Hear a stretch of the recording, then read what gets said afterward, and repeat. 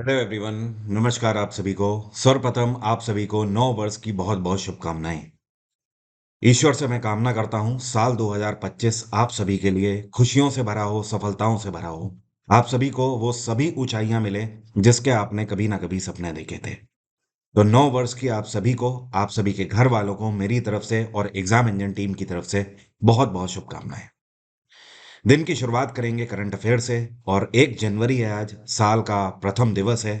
तो इस दिन को पूरे उमंग के साथ जिएंगे और आज के वीडियो में 1 जनवरी 2025 के करंट अफेयर डिस्कस करेंगे। करंट अफेयर की पीडीएफ आप मेरे टेलीग्राम ग्रुप से डाउनलोड कर सकते हैं। मेरे टेलीग्राम का ऑफिशियल लिंक वीडियो के डिस्क्रिप्शन में दिया हुआ है। वीडियो में कल के क्वेश्चन की बात करेंगे। सबसे पहले मैंने आपसे पूछा था 2011 में जो जनगणना हुई थी भारत की, उस डेटा के आधार पर भारत में महिलाओं की साक्षरता दर क्या थी, मतलब लिटरेसी रेट क्या था उस टाइम पर। तो इसका सही आंसर है, ये था 65.46%। अगर पुरुषों की बात करें तो मेल कैटेगरी में ये था 82% समथिंग। और ओवरऑल अगर बात करी जाए तो करीब करीब 74% के आसपास था। मिसलेनियस की बात अगर करें तो दो ऐसे स्टूडेंट हैं जिन्होंने सबसे अच्छे तरीके से आंसर दिया है इलेबरेट करके। एक तो हैं विनोद वाघमारे और दूसरे हैं स्वाति कटियार। इन दोनों के लिए जरा तालियां हो जाएं। आगे बढ़ने से पहले आपको बता दूं, केवल कुछ ही घंटे बचे हुए हैं। ये जो लंबे समय से ऑफर चल रहा था नए साल के लिए, ये आज रात 12 बजे के बाद खत्म हो जाएगा। आज रात 12 बजे के बाद अब आपको ये ऑफर नहीं मिलेगा। तो ये आपके पास लास्ट फ्यू आवर्स हैं जहां पर आप मेरा बैच जीएसजीके का फाउंडेशन बैच परचेज कर सकते हैं। आपको कोड लगाना है सेफ 50। सेफ 50 की मदद से 50% डिस्काउंट आपको हर एक बैच में मिल जाएगा। जो भी मेरे बैच की फी है वो इस टाइम पर आज के दिन रात 11:59 तक आपको फी आदि होकर मिलेगा। बैचेस का लिंक वीडियो के डिस्क्रिप्शन में भी दिया हुआ है। एग्जाम इंजन एप्लीकेशन का लिंक भी वीडियो के डिस्क्रिप्शन में है।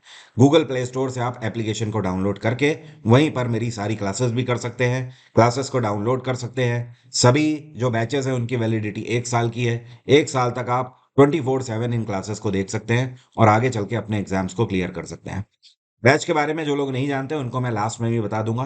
फिलहाल वीडियो की तरफ बढ़ते हैं और करंट अफेयर कवर करते हैं। हाल ही में सीआरपीएफ के नए डायरेक्टर जनरल कौन अपॉइंट किए गए हैं? तो सीआरपीएफ के नए डायरेक्टर जनरल अपॉइंट किए गए हैं सीनियर आईपीएस अधिकारी वितुल कुमार। क्या नाम है इनका? वितुल कुमार। और 1993 बैच के अधिकारी हैं, यूपी कैडर से बिलोंग करते हैं। अभी तक ये सीआरपीएफ में स्पेशल डायरेक्टर जनरल थे। और अभी तक जो डायरेक्टर जनरल जनरल थे ये थे अनीश दयाल सिंह। तो अनीश दयाल सिंह कल के दिन मतलब 31 दिसंबर को रिटायर हो गए हैं। और आज से मतलब 1 जनवरी से वितुल कुमार कार्यभार संभाल चुके हैं सीआरपीएफ का। सीआरपीएफ जिसको बोलते हैं सेंट्रल रिजर्व पुलिस फोर्स, इसकी स्थापना 1939 में करी गई थी। इसका हेडक्वार्टर है नई दिल्ली। अगर वितुल कुमार जी की बात करें तो इनके कार्यकाल में जो इनकी सर्विस रही है वो काफ़ी सराहनीय रही है। साल 2016 में इनको director generals commendation silver award से सम्मानित किया गया। साल 2018 में director general commendation gold award से भी सम्मानित किया गया। इतना ही नहीं, 2009 में इनको पुलिस मेडल से भी सम्मानित किया गया। और 2021 में अभी हाल फिलहाल में 3 साल पहले इनको प्रेसिडेंशियल पुलिस मेडल से भी सम्मानित किया जा चुका है। ये कौन सी ऑर्गेनाइजेशन है जिसको लगातार दूसरे साल में ग्रेट प्लेस टू वर्क का टाइटल दिया गया है और साथ में एक सर्टिफिकेशन भी दिया गया है? तो ये ऑर्गेनाइजेशन है सेल, जिसको बोलते हैं steel authority of India limited. देखिए, ग्रेट प्लेस टू वर्क नाम से ही आपको समझ आ रहा है, ऐसी ऑर्गेनाइजेशन को यह सर्टिफिकेट भारत सरकार की तरफ से दिया जाता है जो कि अपने एम्प्लॉयज का बहुत ज़्यादा ख्याल रखते हैं। उनके लिए एक हेल्दी वर्क प्लेस बना के देते हैं और उनको अपनी जॉब या ड्यूटी करते टाइम ऐसा ना लगे कि वो उनके लिए बर्डन है। वो अपनी जॉब्स को एंजॉय कर सकें एक तरीके से। तो ऐसा ग्रेट प्लेस टू वर्क बनाकर देती हैं जो ऑर्गेनाइजेशन, उन्हें सम्मानित किया जाता है। साल 2023 का सम्मान भी सेल को ही दिया गया था। अब 2024 का भी यह अवार्ड सेल को ही दिया गया है। स्टील अथॉरिटी और इंडिया लिमिटेड की स्थापना 1954 में करी गई थी। इसका हेडक्वार्टर है नई दिल्ली और इसके चेयरपर्सन है इस टाइम पे अमरेंदु प्रकाश। यहां पर मैं लिख देता हूं, अमरेंदु प्रकाश। ये कौन सी राज्य सरकार है जिसने डेथ कम रिटायरमेंट ग्रेच्युटी लिमिट जो अभी तक थी उसमें 25% की बढ़ोतरी कर दी है? तो ये है हरियाणा सरकार। हरियाणा में इस टाइम पे मुख्यमंत्री हैं नायाब सिंह सैनी। और इनका जो कैबिनेट है, उस कैबिनेट के द्वारा फाइनली ये मंजूरी दे दी गई है। देखिए अभी तक क्या होता था, जो हरियाणा के अंदर स्टेट गवर्नमेंट के एम्प्लॉय हैं, जब वो रिटायर होते थे या फिर रिटायरमेंट से पहले मान लीजिए किसी की मृत्यु हो गई, तो उस केस में ये ग्रेचुटी लिमिट अमाउंट दिया जाता था। और इसमें अभी तक 20 लाख रुपए दिए जाते थे उस पर्टिकुलर व्यक्ति को। उसका जो फंड वगैरह है उससे अलग ये धनराशि दी जाती थी। लेकिन अब इसमें 25% की बढ़ोतरी कर दी गई है। तो अब ये बढ़ाकर 25 लाख रुपए ग्रेचुटी अमाउंट कर दिया गया है। मतलब आप ये समझ लीजिए कि हरियाणा के अंदर अगर कोई सरकारी कर्मचारी है स्टेट गवर्नमेंट का, अगर उसकी 60 साल से पहले मृत्यु हो जाती है, तो उसके उसमें एक्स्ट्रा उसके घर वालों को 25 लाख रुपए मिलेंगे। और अगर वो रिटायरमेंट ले रहे हैं तो उस केस में भी ये अमाउंट उन्हें रिटायरमेंट के टाइम पर मिल जाएगा।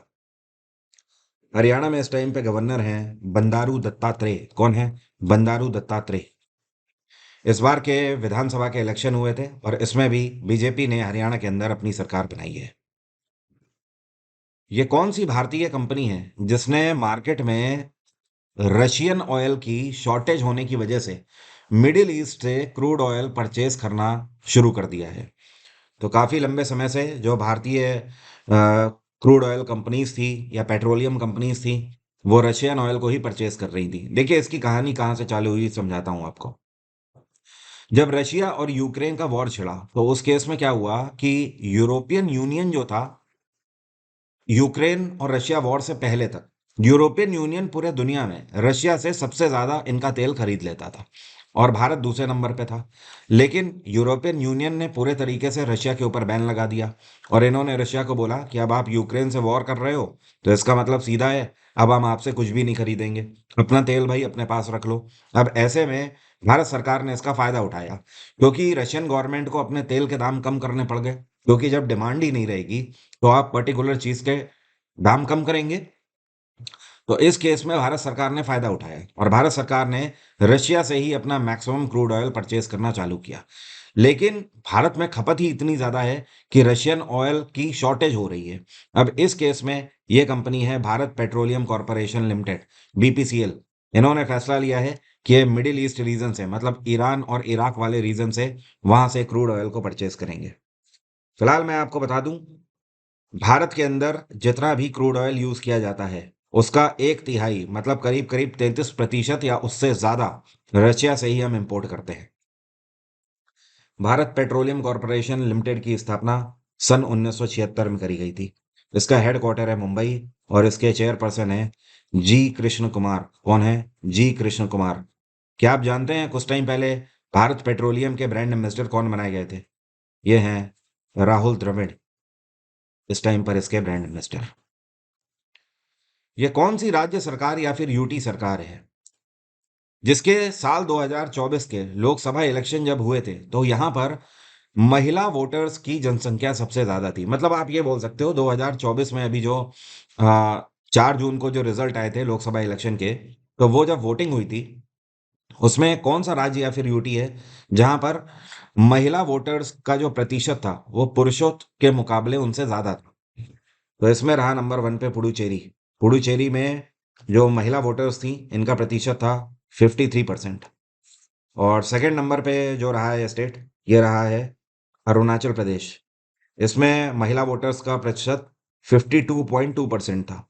और जो थर्ड नंबर पे रहा है ये रहा है केरल। केरल में महिलाओं का जो वोटिंग परसेंटेज था ये था 52.09%। ओके, तो ये टॉप 3 स्टेट रहे हैं जहां पर महिलाओं ने पुरुषों के मुकाबले ज्यादा वोटिंग करी थी इस बार 2024 के लोकसभा इलेक्शंस में। एक इंटरेस्टिंग बात और, क्या आप जानते हैं ये कौन सा भारत का राज्य है जहां पर एनआरआई वोटर्स की जनसंख्या, एनआरआई वोटर्स ने सबसे ज्यादा वोट किए हैं दूसरे राज्यों के मुकाबले में? तो ये भी केरल है। केरल वो राज्य रहा भारत का जहां पर दूसरे राज्यों की तुलना में सबसे ज्यादा एनआरआई वोटर्स ने वोट किया था। यह कौन सा राज्य है जिसने पहली बार senior national men's handball title अपने नाम किया है? तो 2024 के आखिर में हाल ही में senior national men's handball title का आयोजन किया गया और पहली बार ऐसा हुआ है जब केरल ने इसको अपने नाम किया है। केरल ने फाइनल में जिसको हराया है ये थी चंडीगढ़ की टीम। और चंडीगढ़ को इन्होंने 34-31 से हराया है, 34-31 से। तो ये तो बात हो गई सेकंड नंबर पे। और केरल की तरफ से एक खिलाड़ी हैं जिनका नाम है देवेंदर। क्या नाम है इनका? देवेंदर। ये best player of the championship रहे हैं। और एक खिलाड़ी हैं केरल के ही, राहुल।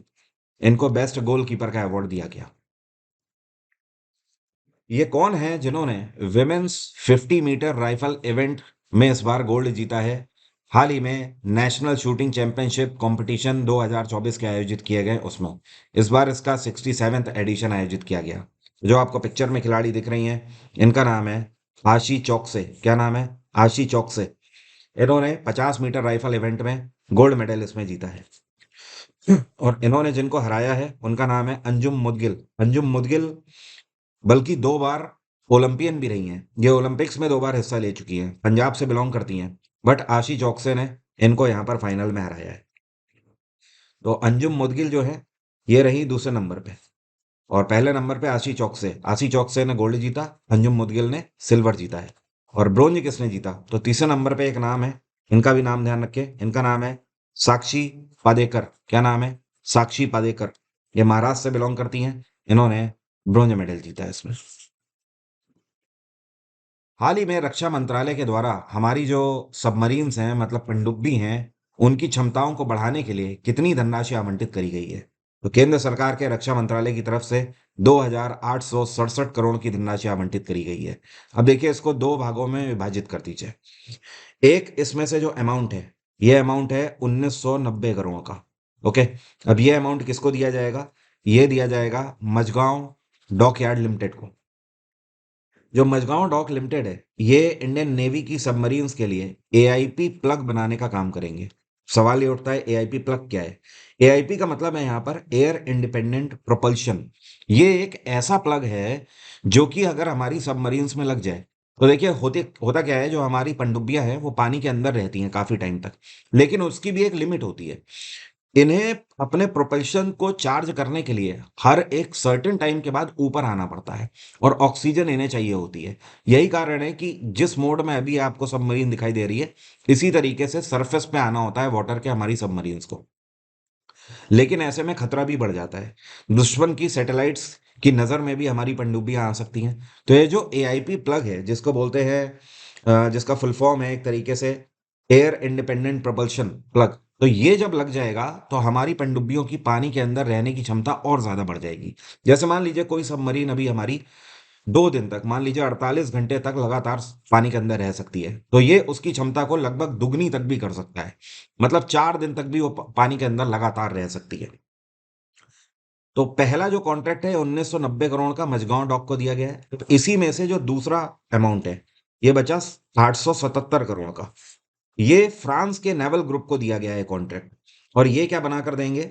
ये हैवी वेट टारपीडो के लिए इलेक्ट्रॉनिक सिस्टम बना कर देंगे। मतलब कहने का कि भारत सरकार ये चाहती है और हमारी इंडियन नेवी ये चाहती है कि आने वाले समय में हमारी पनडुब्बियों में जो टारपीडोज अलाइन हो, ये काफी हैवी वेट हो।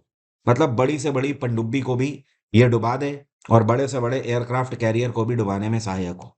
इस वजह से फ्रांस के नेवल बेस को 877 करोड़ का कॉन्ट्रैक्ट दिया गया है।